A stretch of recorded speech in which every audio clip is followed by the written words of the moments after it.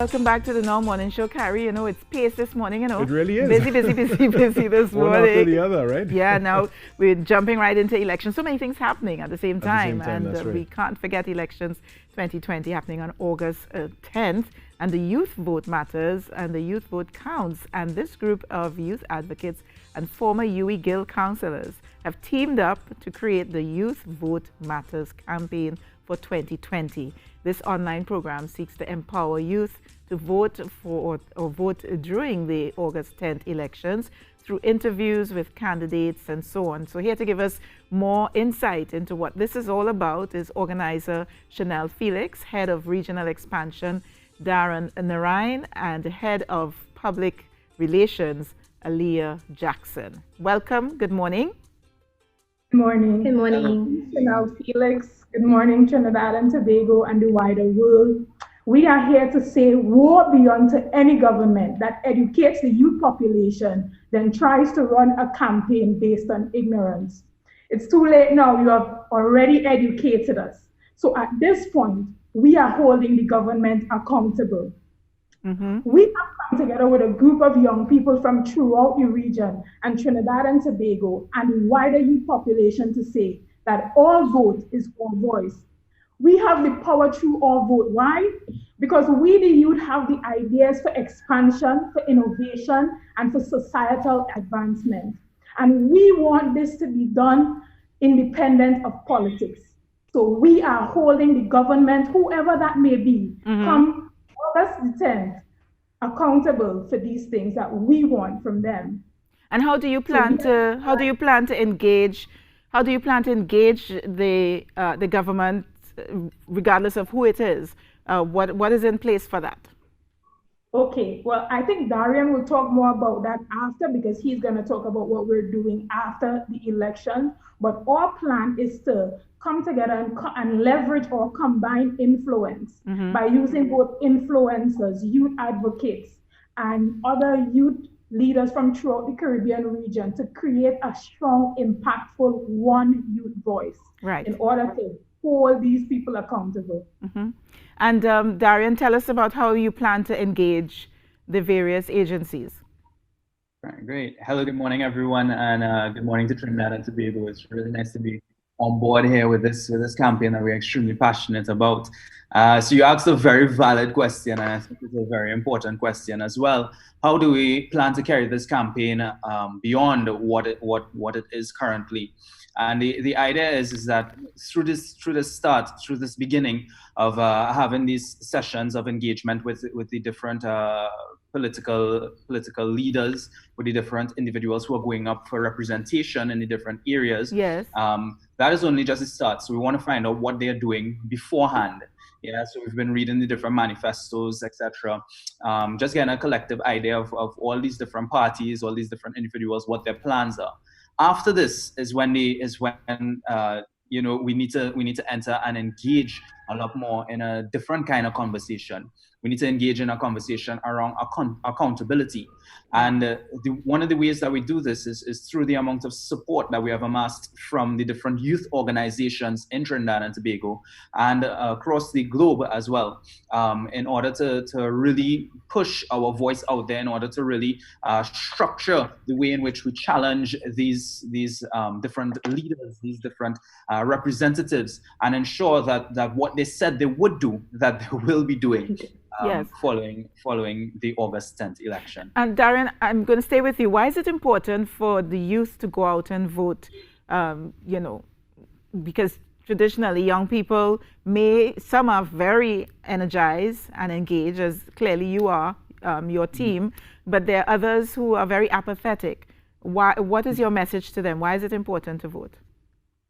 So I think that general youth apathy is already a sign, or that apathy that you speak of is already a sign of just the disenfranchisement amongst youth with the current political landscape and the current political scheme.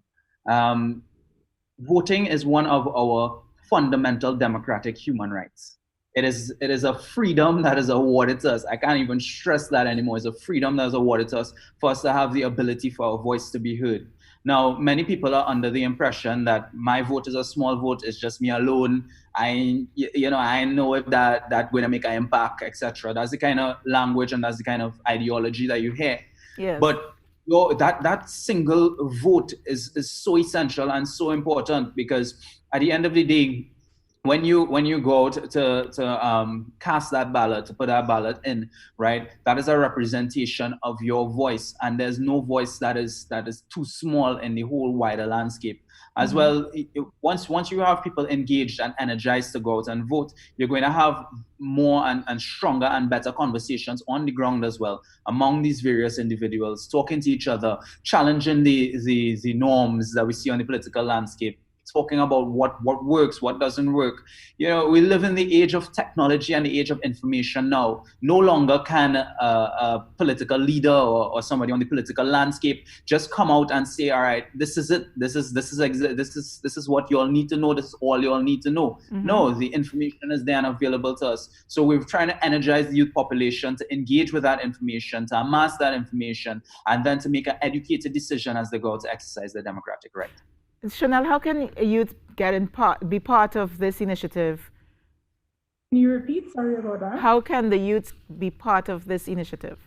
Well, we are currently on all platforms. We're on Twitter, we're on Facebook, we're on Instagram, and every night at 8 p.m. on Instagram, we're going live with different youth leaders and influencers talking about these topics. And every Friday night, we'll be interacting with different candidates. And we hope to have the Prime Minister and the opposition leader visit us on the 7th of August to come and speak and answer the question of the youth of Trinidad and Tobago, and really, give us the opportunity to say what we want from them and answer the questions that we have had for a long time. So right now you're curating all of this information online from various young people from around Trinidad and Tobago? Yes, we're allowing them to tell us what they want us to ask these candidates on their behalf. Yeah. So we're coming up with a list of the 10 top issues that youth face in Trinidad and Tobago that they want us to bring up on their behalf and what we want the government to deal with. And why is it important, if you're speaking to them now, why is it important that they should not just vote, but get involved in this campaign and come online and share their views with you guys? We are only 3 individuals here, and the youth leaders are in the minority. But the youths of Trinidad and Tobago, we have the largest target group for voters. So that means that all vote indeed counts. We can no longer allow them to tell us what we need and what we want. We have to stand up, we have to be firm, and we have to let them know that we are able to decide for ourselves the things that we want. We have to transfer that information. This is what we want, guys, and we can only do that by casting our vote on the 10th of August and continuing to hold them accountable after that. Aliyah, I think I might have left you out inadvertently. My apologies. I just want to bring you into the conversation. What has the interaction been like so far online? I imagine most of it is online right now among the young people. Yeah, what has it been like? Honestly, we have just had a truly overwhelming show of support. And I think that really does indicate the youth desire to be involved and to be invited into the conversation. A lot of people would have been reaching out saying they're so glad that, we have decided to carry and champion this initiative. How can they get involved? How can they partner? We have several youth organizations within Trinidad and Tobago on board, including the Trinidad and Tobago Youth Government. We have the Trinidad and Tobago Youth Ambassadors. We have the Trinidad Youth Council. We have the UWI Guild of Students. We have the Commonwealth Youth Council. We have the Caribbean Regional Youth Council. And we have a lot of influencers who are willing and unveiling themselves because they understand the importance of this cause of empowering young people to recognize the power of their voice. And to any other young person, if you're listening to this and you want to get involved, shoot us a message. We are welcoming people to champion this cause and this initiative, because it's not just for us, it's for all of us. This benefits all of us, for us to really recognize the authority of our voice and how much impact it has.